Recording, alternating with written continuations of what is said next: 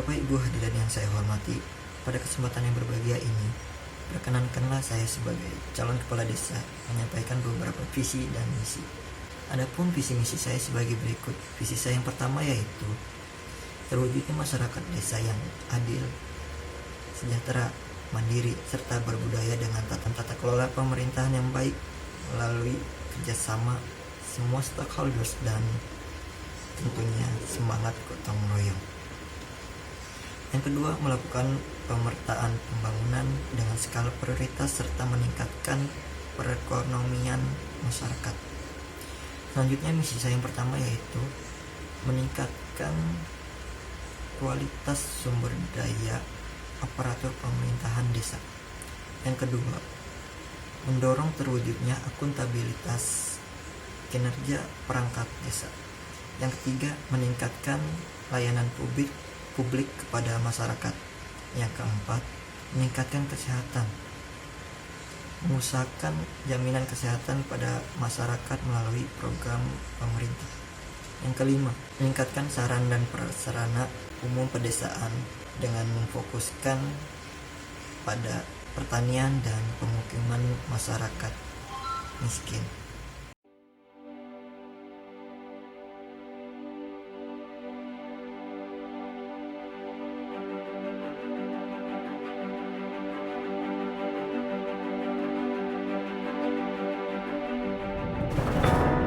Seperti ini, melihat data pertumbuhan ekonomi dari tahun-tahun sebelumnya, PD Sakoya tidak meningkat signifikan, hanya berkisar 8-9%.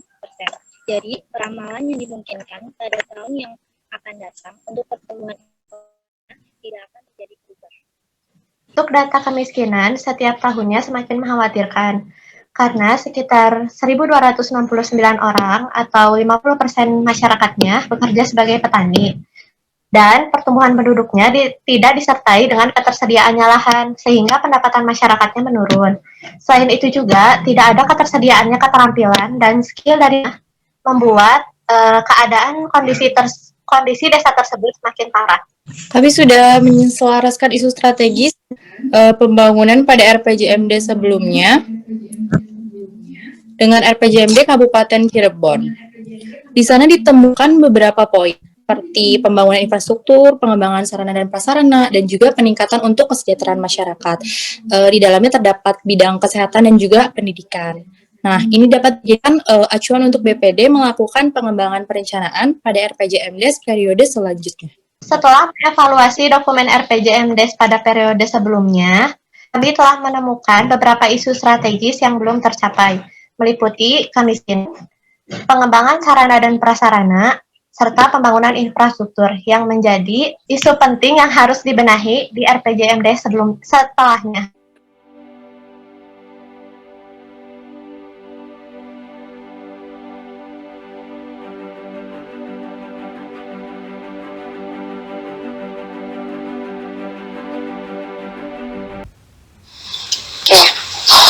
Saya akan memulai musyawarah dari perwakilan dusun untuk mengkaji keadaan desa. Bagaimana perkembangan dusun saat ini, masalah penting apa aja yang harus segera dibenahi? Iya, yang menjadi masalah penting masyarakat saat ini adalah kemiskinan sebesar 279 keluarga, terkategori dari 1.446 kepala keluarga. Kemiskinan ini karena minimnya fasilitas pendidikan di desa sehingga kualitas SDM tidak dapat bersaing dan kurangnya alokasi dana dari pemerintah kepada masyarakat sehingga memperburuk perekonomian masyarakatnya. Kemudian, potensi apakah dari dusun yang harus dikembangkan? Mungkin dalam sektor pertanian dan UMKM di dusun dapat dikembangkan. Di sektor pertanian, pemerintah dapat memberikan bibit pertanian untuk mendorong kesejahteraan petani, sehingga nantinya jika sektor pertanian dusun unggul dapat meningkatkan pertumbuhan ekonomi di desa. Kemudian untuk UMKM yang kebanyakan berproduksi pada olahan makanan tradisional, pemerintah dapat membantu dalam mengembangkan pemasaran produk dan membantu alokasi dana usaha dalam teknologi.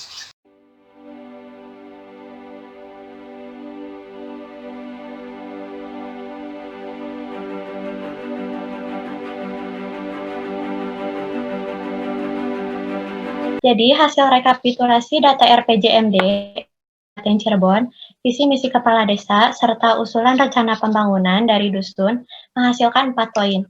Yang pertama, kemiskinan.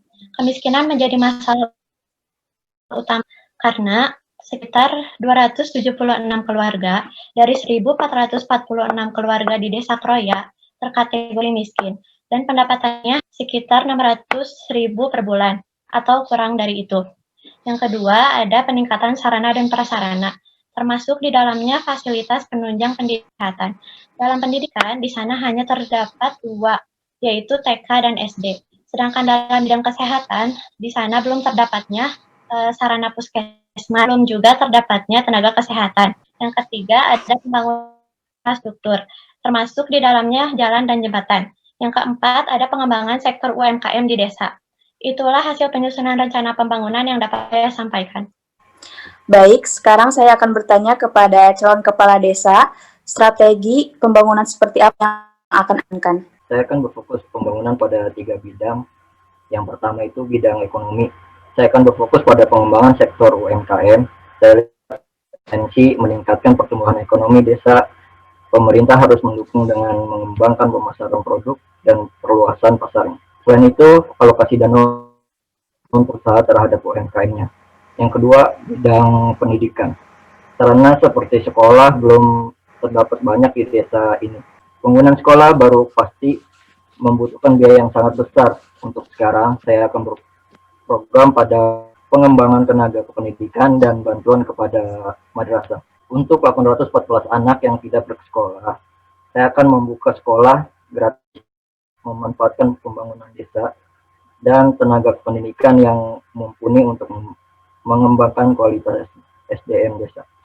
Yang ketiga, bidang kesehatan. Saya akan berfokus untuk bantuan kesehatan kepada masyarakat yang tergolong miskin, baik bantuan pemberian gizi, imunisasi, penyuluhan kepada ibu hamil, termasuk memberikan bantuan.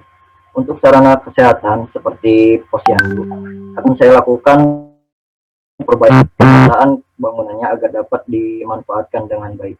Saya melihat anggaran dana desa hampir 70% pemerintah provinsi, sedangkan BUMDes, PAD, dan pajak sekitar 30%-nya saja.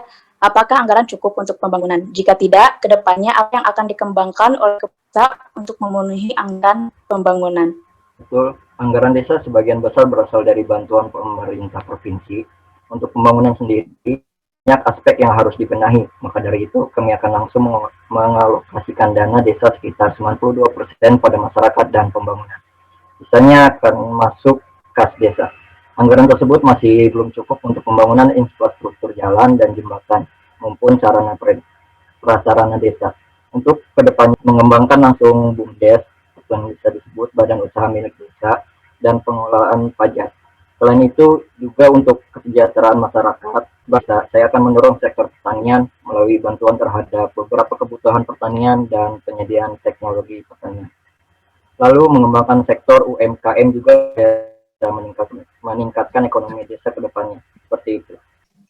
Baik, sekarang kepada NGO saya akan bertanya, sebagai lembaga non-pemerintah yang turun langsung untuk membantu masyarakat, seperti apa kesejahteraan masyarakat desa? Pembangunan seperti apa yang akan didorong untuk kesejahteraan? Terima kasih.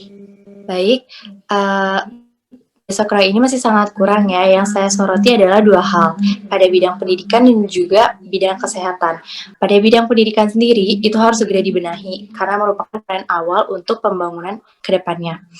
Untuk pendidikan sendiri, NGO telah berkoordinasi untuk melakukan bantuan penyuluhan kepada anak-anak yang tidak bersekolah di Desa Kroya ini, dan juga memberikan sumbangan buku pelajaran gratis kepada anak-anak tersebut. Selanjutnya untuk bidang kesehatan, yang harus dibangun adalah puskesmas, karena di Desa Kroya ini belum adanya puskesmas, membuat fasilitas kesehatan masyarakat ini terpenuhi ya kesejahteraannya. Lalu setelah pembangunan puskesmas, yang harus dilakukan oleh calon kepala desa selanjutnya adalah pemenuhan fasilitas dan juga tenaga medis untuk melengkapi bidang kesehatan. NGO juga sudah berkoordinasi bahwa kami sudah menyediakan 1 dokter umum untuk ditempatkan di Desa Kroya ini, karena di Desa Kroya ini belum ada tenaga medis seperti dokter. Kami telah menyediakan 1 dokter yang akan ditempatkan di bangunan desa untuk sementara menjadi ruang kesehatan. Kedepannya yang harus dibangun paling utama adalah puskesmas dahulu dan juga bidang pendidikan, perbaikan sarana dan prasarana fasilitas pendidikan. Seperti itu. Oke, baik. Berarti pendidikan dan kesehatan yang menjadi fokus paling penting ya. Selanjutnya kepada dunia usaha dan dunia industri, sektor apa yang berpeluang mendorong pertumbuhan semakin naik di Desa Kroya ini? Terima kasih.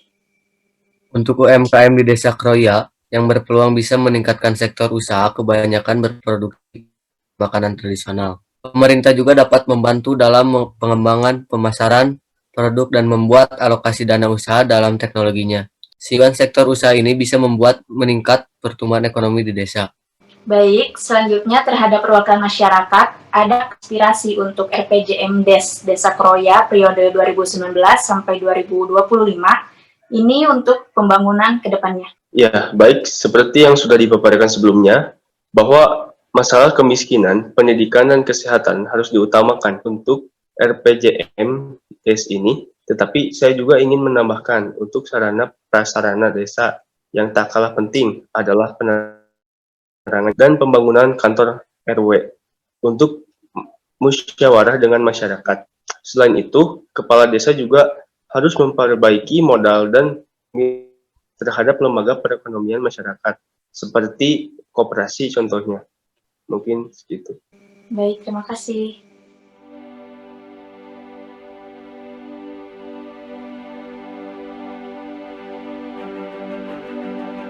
Kami sudah mengevaluasi dan menyelaraskan hasil rancangan RPJMDes dengan Permendagri, Permendes, RPJMD Kabupaten Cirebon, serta aspirasi masyarakat melewati musyawarah dusun dan musyawarah desa. Berikut paparan isu strategis yang harus segera dibenahi. Yang pertama, kemiskinan. Karena sebagian masyarakat Desa Kroya terkategori miskin, sedangkan indikator pembangunan adalah kesejahteraan masyarakatnya. Yang kedua, pengembangan sarana dan prasarana. Karena fasilitas penunjang kegiatan masyarakat masih sangat kurang memadai, sehingga aktivitas masyarakat terhambat. Yang ketiga, pembangunan infrastruktur. Karena adanya pembangunan pada infrastruktur menentukan keberhasilannya RPJMDes. Oke, selanjutnya saya akan memaparkan penyusunan rancangan RPJMDes untuk kebijakan pembangunan yang berfokus pada pertama, bidang ekonomi. Di sini berfokus kepada pembangunan sektor UMKM dan juga pengembangan infrastruktur jalan dan juga jembatan. Ada bidang pendidikan, di sini berfokus kepada pengembangan madrasah dan juga peningkatan kualitas tenaga pendidik. Lalu yang ketiga adalah di bidang kesehatan ini berfokus pada pemberdayaan posyandu dan juga bantuan kesehatan, khususnya kepada perbaikan gizi. Yang selanjutnya adalah prioritas desa. Di prioritas desa ini ditekankan kepada 2 hal penting, yaitu pada pembangunan khususnya sektor pertanian dan juga pembangunan normalisasi.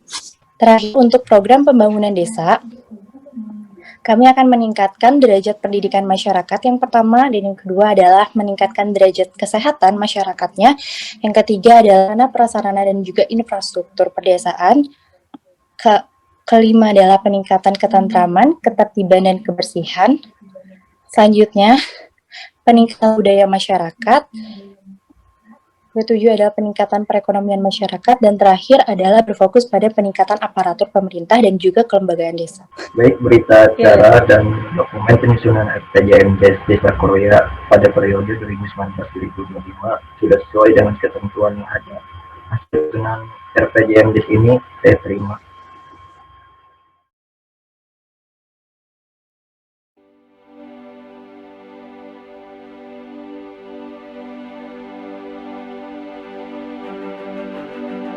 Baik, musyawarah rencana pembangunan Desa Kroya periode 2019-2025 ini saya buka. Ya, baik. Sekarang saya akan memaparkan program pembangunan desa tahun 2019 sampai dengan 2025. Yang pertama untuk bidang fisik dulu, dapat betonisasi jalan gang di tiap-tiap gang. Yang diperlukan dana berasal dari APBN, sekitar 500 juta. Lalu yang kedua adalah pengaspalan desa. Dana bersumber dari APBD Kabupaten Cirebon sebesar 300 juta. Yang ketiga adalah pengadaan gerobak sampah. Di sini data berasal dari APBN sebesar 12 juta. Yang keempat adalah pembangunan madrasah diniyah pada bidang pendidikan itu bersumber dari APBN sebesar 400 juta. Oke, selanjutnya pembangunan SPL pemukiman berasal dari dana APBN sebesar 500 juta, dan pembangunan gapura desa berasal juga dari APBN sebesar 175 juta. Untuk perubahan alun-alun desa berasal dari APBN sebesar 100 juta, dan pembangunan lapangan voli untuk peningkatan sarana olahraga berasal dari APBN yaitu besaran 35 juta. Untuk peningkatan jalan gang itu berasal dari APBN sebesar 200 juta. Selanjutnya adalah pemula ini untuk peningkatan sarana komunikasi antar warga berasal dari APBN sebesar 200 juta. Lalu untuk bidang pertanian, pemerintah bangunan yang pertama di pembekuan di area pertanian, yaitu dananya berasal dari APBN juga sebesar 300 juta. Lalu perkerasan jalan pertanian berasal dari APBN sebesar 225 juta. Dari pembangunan selokan pertanian yang dananya berasal dari APBN, jumlahnya sebesar 100 juta. Terus ada pembangunan gorong-gorong yang dananya berasal dari APBN berjumlah 55 juta.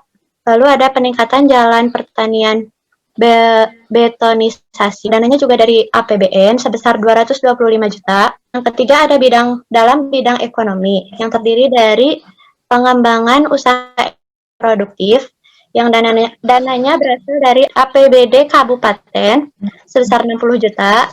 Yang kedua ada LDPM berasal dari APBD Provinsi, dananya sebesar 50 juta. Lalu ada penguatan modal lumbung tani, yang dananya juga berasal dari APBD Provinsi sebesar 5 juta. Lalu ada pelatihan lembaga desa, yang dananya dari APBD Kabupaten sebesar 25 juta. Lalu ada pelatihan keterampilan yang dananya dari APBD Kabupaten sebesar 25 juta. Nah, yang terakhir ada dalam bidang sosial budaya, terdiri dari 5 poin. Yang pertama, pemberian makanan tambahan yang dananya berasal dari APBD desa sebesar 6 juta. Lalu ada pemberdayaan kader posyandu yang dananya di provinsi sebesar 10 juta. Lalu ada perbaikan situs Syekh Magelung Sakti yang dananya berasal dari APBD desa 11 juta. Lalu ada penanggulangan sampah yang dananya dari APBD desa sebesar 175 juta. Dan yang terakhir ada pemetaan profil desa yang dananya berasal dari APBD provinsi sebesar 15 juta. Dari itu total anggaran semuanya berjumlah 3.375 juta. Oke, baik. Seperti itu pemaparan dari rencana pembangunan Desa Kroya periode 2019 sampai dengan 2025. Apakah rencana tersebut dapat disepakati? Bagaimana perwakilan Budi? Apakah dapat menerima? Bisa saya sepakati. Bagaimana perwakilan dari masyarakat? Apakah dapat menerima? Baik, saya terima. Bagaimana dusun? Apakah dapat menyetujui? Baik, saya setujui. Baik, jika hasil Musrenbang disetujui rancangan RPJMDes periode tahun 2019 sampai 2025, maka rancangan RPJMDes ini akan menjadi lampiran rancangan peraturan desa. Lalu rancangan RPJMDes ini kemudian akan dijabarkan dalam RKPD 1 tahun. Jika tidak ada tambahan atau aspirasi lagi dari seluruh komponen masyarakat, maka Musrenbang Desa Kroya periode 2019 sampai dengan 2025 ini saya tutup. Terima kasih atas partisipasinya.